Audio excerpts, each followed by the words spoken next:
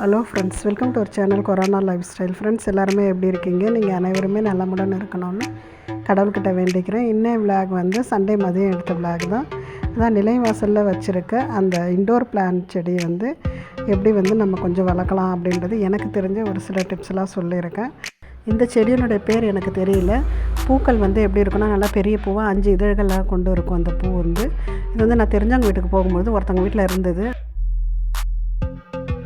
ஒரு கிழங்கு மட்டும்தான் கொடுத்தாங்க. அந்த கிழங்கு எடுத்துகிட்டு வந்து இந்த தொட்டியில் தான் நான் நட்டேன். இதில் நட்ட பிறகு எனக்கு நிறைய இந்த குட்டி குட்டி செடிகள்லாம் வந்தது. அதிலேருந்து எடுத்து இன்னொரு தொட்டியில் நட்டிருக்கேன். இப்போ வந்து 2 தொட்டிலையுமே வந்து நிறையவே வளர்ந்துருக்கு. இந்த செடி நடும்போது நான் வீடியோஸும் போட்டிருக்கேன். இல்லை பூக்கள் பூத்திருக்கும் போது கூட நான் ஷார்ட் வீடியோவில் போட்டிருக்கேன். சூப்பராகவே இருக்குங்க.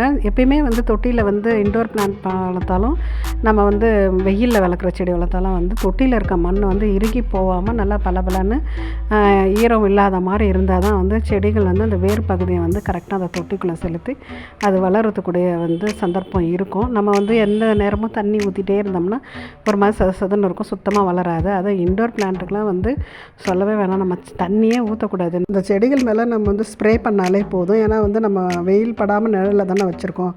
அப்போ தண்ணி அதிகம் ஊற்ற நமக்கு வந்து செடி சுத்தமாக வந்து செத்து போகிறதுக்கு வாய்ப்பு இருக்குது. அதனால் வந்து லைட்டாக நம்ம செடிகள் மேலே எப்பயுமே பசுமையாக இருக்கணும் அப்படின்றதுக்காக வந்து நம்ம என்ன பண்ணலாம், செடிகள் மேலே ஸ்ப்ரே பண்ணலாம். கீழேயும் வந்து வேறு பகுதியிலும் கொஞ்சோண்டு ஊற்றி விடலாம். அது வந்து ஒரு 10-15 நாளைக்கு ஒரு முறை கொஞ்சமாக ஊற்றினாலே. இந்த தொட்டியில் இருந்த மணி பிளான்ட் செடியும் சேர்த்து வந்து வாங்கினேன் நான். இது விலை வந்து 175 இல்லை 125 தெரியல, எனக்கு ஞாபகம் இல்லை. இந்த ஸ்கூலில் வந்து நான் ஒர்க் பண்ண இருக்கும்போது பசங்களுக்கு வந்து இந்த ப்ராஜெக்ட் பண்ணணுன்றதுக்காக மணி பிளான்ட் செடி தொட்டியோடு போய் வாங்கிட்டு வந்திருந்தேன். இப்போ பிள்ளைங்களும் என்ன பண்ணாங்க, விதைகள்லாம் வாங்கிட்டு வந்து அது ஒரு ப்ராஜெக்ட் ஒர்க் மாதிரி பண்ணோம். அது முடிஞ்ச பிறகு நான் வந்து இந்த தொட்டியை நான் வீட்டுக்கு எடுத்துகிட்டு வந்துட்டேன். இதை வச்சு கூட நான் வீடியோஸ் போட்டிருக்கேன். இது வந்து நான் இப்போது லாஸ்ட்டு டைம் வந்து நிலைவாசல் க்ளீனிங் பண்ணும்போது வந்து இந்த காஞ்சி போன இலைகளெல்லாம் வந்து கட் பண்ணிவிட்டு அதில் வந்து மீதி இருக்க அந்த காம்பு பகுதியெலாம் வச்சு மண் போட்டு மூடி விட்டேன். அது வந்து வருதா இல்லையான்னு சொல்லிட்டு பார்க்கலான்ட்டு அதில் வந்து நிறைய துளிர்களும் வந்திருக்கு. சரின்னு சொல்லிட்டு பாட்டிலில் வந்து இந்த மணி பிளான்ட் செடி வளர்த்துருந்தது இல்லையா, அது வேரோடு இருந்தது. அதையும் நம்ம இதிலே நடலான்னு சொல்லிட்டு இது பாருங்கள், ஏற்கனவே நான் சொன்னது வந்து கட் பண்ணிவிட்டு அதில் மண்ணெல்லாம் போட்டு வச்சுது, அதில் பச்சை கட்டிருக்கு பாருங்கள். அதனால் நான் என்ன பண்ணேன், அந்த பாட்டிலில் இருந்த அந்த மணி பிளான்ட் செடியும் வேரோடு இருக்கிறதுனால சரி இதையும் நம்ம நட்டு பார்க்கலான்னு சொல்லிட்டு இது உள்ளே வச்சுட்டு வந்து மண் ஃபுல்லாகவே நான் போட்டு விட்டுட்டேன். மண் போட்டுட்டு தண்ணி ஊற்றி பார்த்தோம்னா தண்ணி எந்த அளவுக்கு இறங்குது, அதுக்கப்புறம் மண் கொட்டணுமா என்னான்னு தெரியும் எப்பயுமே செடி நம்ம வைக்கும்பொழுது. அதை பார்த்தேன். அதுக்கப்புறம் வந்து தண்ணி வந்து உள்ளே நல்லாவே இறங்கிருந்தது. சரி இன்னும் மண் பத்தலை விலகு அப்படின்னு சொல்லிட்டு இன்னும் மண் போட்டேன். அந்த கணுக்கு வந்து நம்ம மண் போட்டோம்னா அந்த மணி பிளான்ட் செடி பார்த்தாலும் சூப்பராக துளிர் வரும். இதுதான் பதியம் போடுறதுன்னு சொல்லுவாங்க. நம்ம வந்து புது செடிகளை வந்து இதில் வந்து நம்ம உருவாக்கலாம். ஒரு 3 தொட்டி வச்சு மாடியில் ஒரு சின்னதாக ஒரு கத்தாழை செடி வச்சு நட்டுருந்தேன்.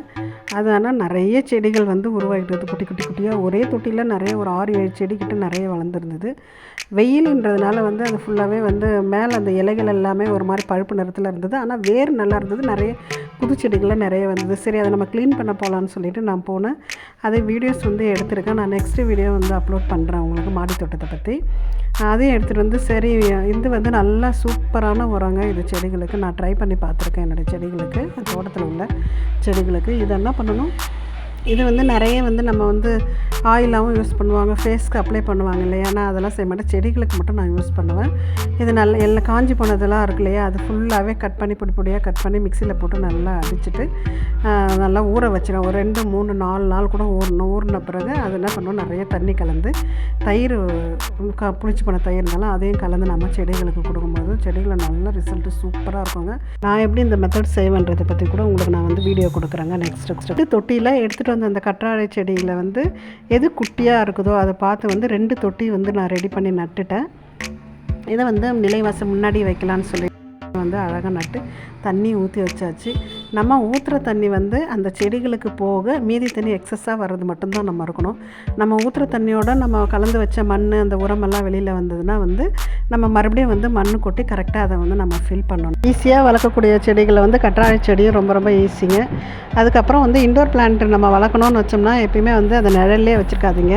உங்களுக்கு டைம் இருக்கும்போது எடுத்து கொஞ்சம் நேரம் ஒரு 10 நிமிஷம்னா எடுத்து வெயிலில் வச்சுட்டு அதுக்கப்புறம் கொண்டு வந்து அதே பழைய இடத்துல வச்சுருங்க. தண்ணி அதிகமாக ஊற்றாதீங்க. இலைகள் மேலே வந்து ஸ்ப்ரே பண்ணுங்கள். செடி வந்து எப்போயுமே பார்க்க ஃப்ரெஷ்ஷாக இருக்கும். என்னுடைய வீடியோஸ் பார்த்து எனக்கு சப்போர்ட் பண்ண உங்கள் அனைவருக்குமே ரொம்ப ரொம்ப ரொம்ப நன்றிங்க. ஓகே ஃப்ரெண்ட்ஸ், இந்த விளாக் இதோட முடியுது. இந்த பதிவு உங்களுக்கு பிடிச்சிருக்கும்னு நினைக்கிறேன். பிடிச்சிருந்தா நம்ம கொரோனா லைஃப் ஸ்டைல் சேனலை லைக் பண்ணுங்கள், ஷேர் பண்ணுங்கள், கமெண்ட் பண்ணுங்கள், சப்ஸ்கிரைப் பண்ணுங்கள். மீண்டும் அடுத்த வீடியோவில் சந்திப்போம். Bye friends.